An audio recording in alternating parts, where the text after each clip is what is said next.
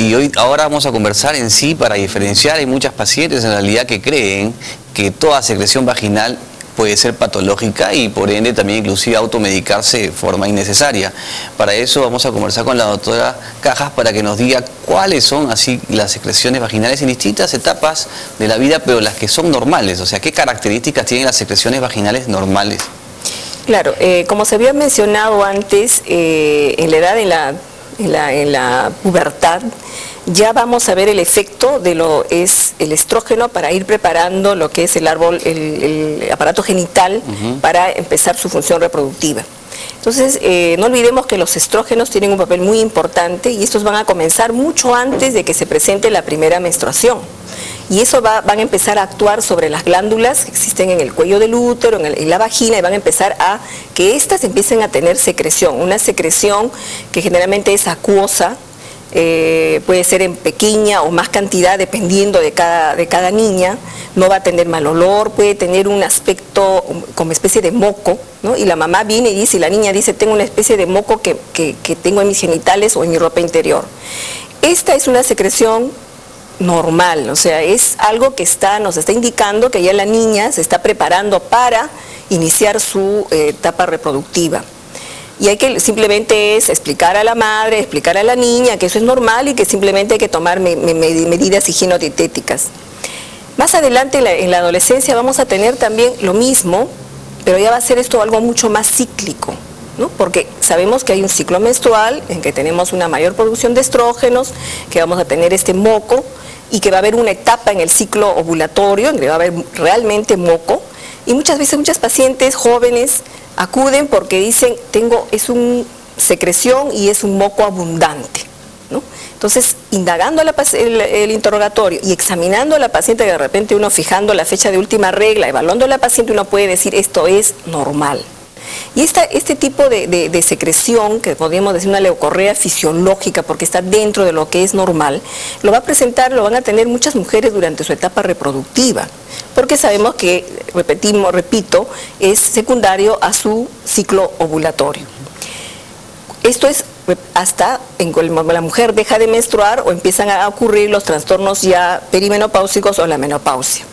Pero cuando esta secreción ya deja de ser transparente, de color blanco, empieza a tener una secreción constante de repente, va a ser una secreción blanquecina, grumosa, ¿no? O va a ir cambiando de color, o puede tener una secreción amarillenta muy intensa o de un color muy verdoso, a veces verdoso, ¿no? Y la paciente le dice, tiene muy mal olor, ¿no? Y uno lo puede constatar en el examen clínico. Realmente uno puede decir, esta es una secreción que sí no es normal.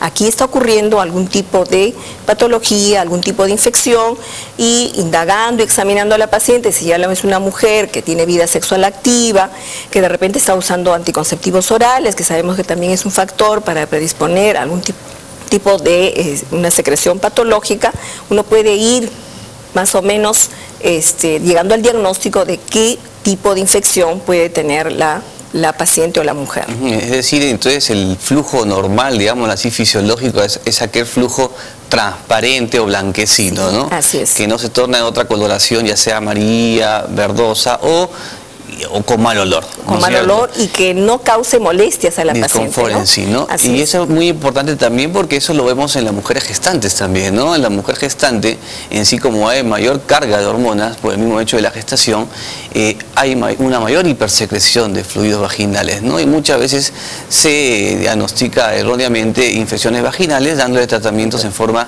innecesaria. Entonces, hablando en sí, hemos visto más todo lo que son, qué son las secreciones, cómo son las secreciones normales y cómo pueden ser las características de las secreciones que nos indican una infección, digamos así, vaginal.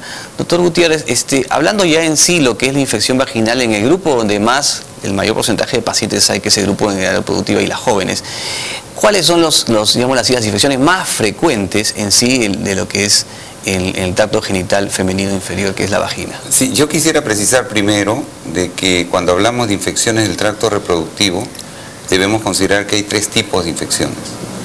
Las que son de tipo endógeno, las que son de tipo iatrogénico y las que son de tipo de transmisión sexual. Entonces, hemos estado hablando de la posibilidad de aparición de hongos, por ejemplo, por el uso de antibióticos. Esas están dentro de las endógenas, porque como bien se ha mencionado, la vagina está llena de microorganismos de diferente tipo, que en determinadas circunstancias, al usar un antibiótico, el hongo que está en la vagina va a crecer más allá de lo que estaba en crecimiento normal en la vagina y en equilibrio. Ese es un ejemplo de tipo endógeno. La iatrogénica son aquellas infecciones que son producidas por un acto médico, por ejemplo, un legrado uterino o un procedimiento de histeroscopía X, cualquier procedimiento que podría crear una infección o colocar un mal dispositivo intrauterino en condiciones no adecuadas. Y las infecciones de transmisión sexual es el mayor grupo de infecciones. Estas son producidas cuando hay relaciones sexuales, que es lo que me has preguntado, que este grupo de mujeres en edad reproductiva. Entonces es importante conocerlas para poder clasificarlas y poder hablar de la causalidad. Y cuando hablamos de infecciones de transmisión sexual debemos saber de que en el mundo se presentan más o menos anualmente más de 300 millones de infecciones anuales. Entonces el volumen y la cantidad de infecciones es cada vez mayor. Entonces las infecciones de transmisión sexual que se producen por las relaciones sexuales, sea que las tenga el varón o sea que las tenga la mujer, son de diferente tipo. Y entonces aquí habría que clasificar las infecciones en aquellas que son bacterias, aquellas que son virus, aquellas que son hongos, aquellas que son por parásitos. Y cada una va a tener su característica especial. Algunas presentarán úlceras, algunas presentarán flujos vaginales, otras presentarán ganglios, ¿no es cierto? Otras se caracterizarán porque aparece un dolor pélvico intenso, con fiebre, etc. Entonces hay diferentes tipos de manifestaciones. Esto también nos lleva a considerar de que no solamente son el tipo infeccioso, ¿no es cierto? Hay otras que son de tipo neoplásico.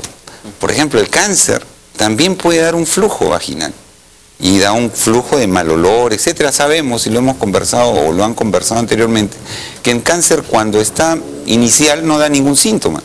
Cuando ya avanza puede dar síntomas como de un flujo muy maloliente. Entonces, la doctora mencionó el flujo natural, el fisiológico, el normal. Entonces, el flujo que es uno de los síntomas, ¿no es cierto? También se ha mencionado el olor, o del síntoma del prurito, el ardor, o el síntoma del, ¿cómo se llama?, la característica del flujo en sí también, porque puede ser un flujo muy grumoso, como se mencionó, o muy espumoso. Entonces, son diferentes características que no siempre es posible que pueda la propia persona decir, tengo una infección por tal cosa, pero se tiende a decir, tengo un descenso, tengo una infección por hongo. ¿Será cierto? ¿O es un flujo normal, que cree que es anormal? O de repente no es normal, no es hongo, sino es un parásito, o es un virus, qué sé yo. Entonces, eso necesita siempre una orientación, y yo felicito la iniciativa del programa porque mucha gente a partir de ahora debe saber que hay flujos normales, que no tienen por qué causar alarma, pero que sí necesitan de una orientación profesional. El caso también de que en el cuello aparezca el ectropion, es muy complicado explicar lo que es el ectropion aquí, pero en el cuello del útero que está al fondo, y quién es que produce el flujo vaginal realmente, porque como habíamos quedado, la vagina es descamación de células nomás, no hay glándulas ahí, el moco viene desde el cuello. A veces este cuello, por los aspectos fisiológicos naturales, tiene las glándulas que producen el moco un poco afuera, ¿no es cierto? Esto es lo que llamamos el ectropion, y produce más moco en el ciclo natural, normal, del ciclo menstrual, que en otras personas. Y sin embargo, la joven dice, yo sí toda la vida he tenido flujos, toda la vida Y uno la revisa ya cuando ha tenido relaciones sexuales, uno ve que en realidad no hay infección, sino una lesión del cuello que hacía que tenga más moco. Entonces, es importante la orientación médica que pueda haber de parte de nosotros. Muchas veces, bueno, al momento del examen, cuando hacemos el Papa Nicolau, encontramos, ¿no?, ese problema de cervicitis, lo cual ni la paciente siente molestias, inclusive en esos casos adoptamos tratamiento de una forma, ¿no es cierto?